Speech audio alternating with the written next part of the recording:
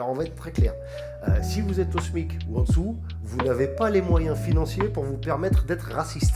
Dans cette vidéo, Walidia explique avec humour que les pauvres n'ont pas les moyens financiers de se permettre d'être racistes. Bon visionnage et pensez à vous abonner. Salut, salut mes petits dissolutionaux impatients, joyeux de la couronne orphelins, leurs divers déphasés, ça va ou quoi? Ouais. Ouais, j'en peux plus, là, on se bouffe du Sarkozy matin, midi, soir, dans l'air div, Sarkozy, on sait dans quelle cellule il dort, à quelle heure il mange, à quelle heure il pisse, on a les nouvelles de sa femme, de ses enfants, c'est Secret Story, le truc.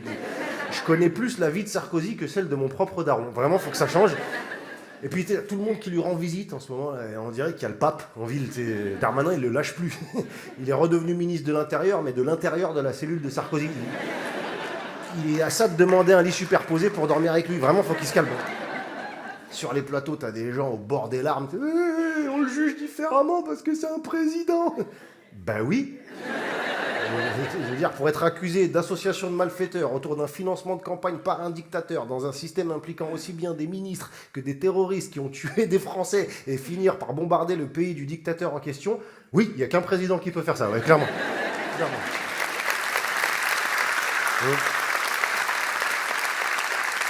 Ouais. C'est sûr, c'est pas le coup du boulanger du coin.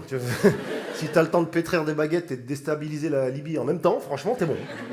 En plus, ça a complètement retourné les partis politiques, cette histoire. T'as la gauche qui saute de joie parce qu'il y a quelqu'un en tôle, et t'as la droite qui, tout d'un coup, comme de par hasard, s'inquiète des conditions de vie carcérales, dis donc.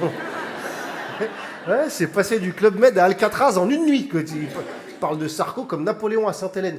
Si nos dirigeants ont laissé les prisons dans cet état, c'est surtout parce qu'ils n'avaient pas prévu d'y aller à la base.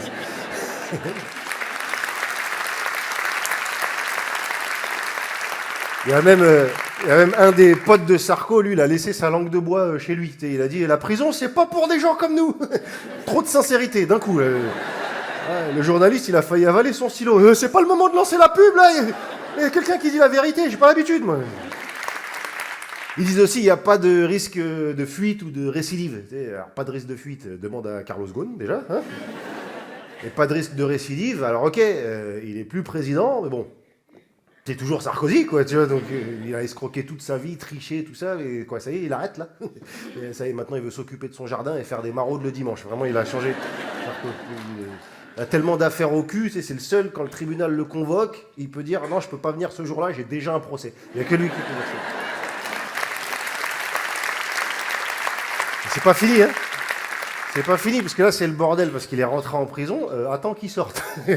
Il va être accueilli comme Nelson Mandela. Il va nous parler de dignité, avec son petit air sérieux, là, quand il prend une voix grave et qu'il lève les sourcils.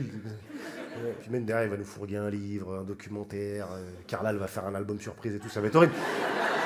Je te jure.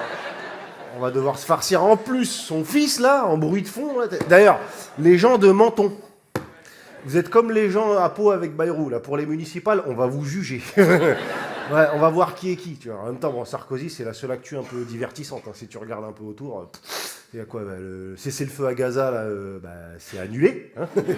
Ouais, non, l'événement n'aura pas lieu à la date indiquée. Enfin, si vous voulez faire rembourser les tickets, c'est pas tout de suite. Hein.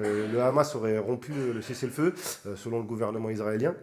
L'armée israélienne aurait rompu le cessez-le-feu, selon les images, en fait. Ouais, c'est des magiciens.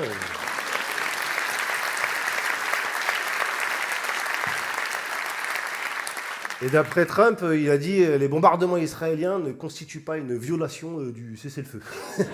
Ouais, parole d'expert. Ouais, Trump, il s'y connaît en violation. Ouais. Il propose même une amnistie pour Netanyahou. Tu vois. Bon, ça veut dire comment on peut commencer à lui reprocher des trucs à Bibi.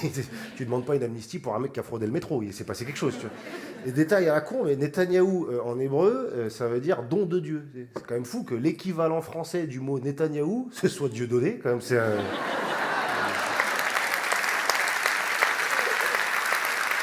Ouais, ça veut aussi dire don de Dieu. Quoi d'autre sinon? Il y a la taxe Zuckman, c'est annulé aussi, voilà. Comme le cessez-le-feu, l'événement n'aura pas lieu à la date indiquée, tout ça, voilà. Ah ouais, mais il y a eu un débat. On a demandé aux ultra-riches s'ils voulaient bien être taxés un peu plus. Ils ont dit non. Fin du débat, voilà, terminé. C'est marrant, hein.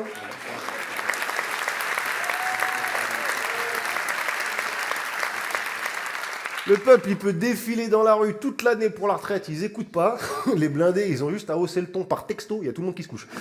Ouais, mais bon, si on les taxe plus, ils vont partir. Eh ben, bon voyage. Appelle quand t'es arrivé. Ils nous parlent des riches comme si on tenait à eux. Vraiment, je sais pas si on a déjà vu des gens faire une manif pour que les riches puissent rester. Si, on a vu ça à l'Assemblée nationale, mais d'ailleurs, je vois pas. Leur petit chantage au départ, là, c'est du bluff, hein, t'inquiète. Quand ils veulent partir, ils te préviennent pas. Non, ça délocalise en catimini, c'est de nuit, pendant les vacances. Si les employés ne faisaient pas cramer des pneus devant la boîte, tu les entendrais pas partir. D'ailleurs, si c'était mieux pour eux quelque part, ils y sont déjà. Ils n'ont pas attendu Zuckman pour découvrir la Suisse, le Luxembourg, la Chine. Limite, la Suisse, tu crois qu'ils l'ont fabriqué pour ça, vraiment. Et là, ils sont là, attention, je vais m'en aller, hein. J'ai la main sur la porte, je vais partir. Firmin, il a déjà fait démarrer la Mercedes, hein, attention. Bon, le cornu, il a dit... Chaque fois que je dis le cornu, j'ai plus envie de parler. Le cornu, on dirait le nom du cocu du village. Ah ben, voilà le cornu.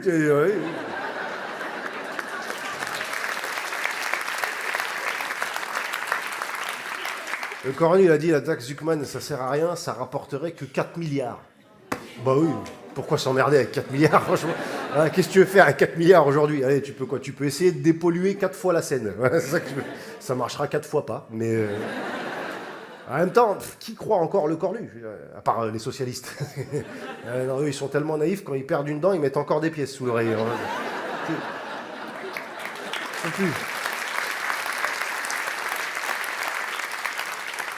Imaginez la France sans les socialistes.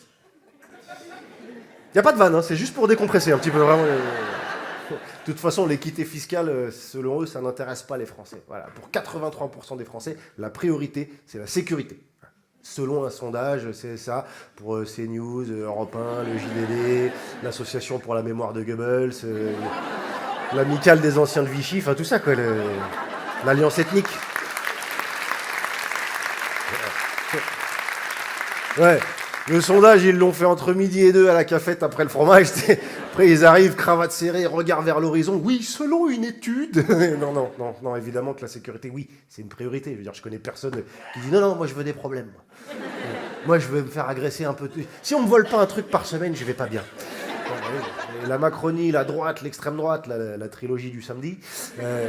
Dès qu'une mesure peut te rapporter un peu d'argent, ils votent contre. Voilà. Mais il y a toujours des pauvres qui votent pour eux parce qu'ils pensent que tout va se régler en mettant les immigrés dehors. Tu vois. Alors on va être très clair. Si vous êtes au SMIC ou en dessous, vous n'avez pas les moyens financiers pour vous permettre d'être raciste. Non, vous ne pouvez pas. Hein? À moins que le racisme se soit devenu une crypto-monnaie acceptée à Lidl, mais sinon, non. On met tellement dans la tête du peuple qu'ils sont en train de se faire voler par des jeunes arabes qu'ils se rendent même pas compte qu'ils sont en train de se faire dépouiller par des vieux blancs. Pensez à vous abonner.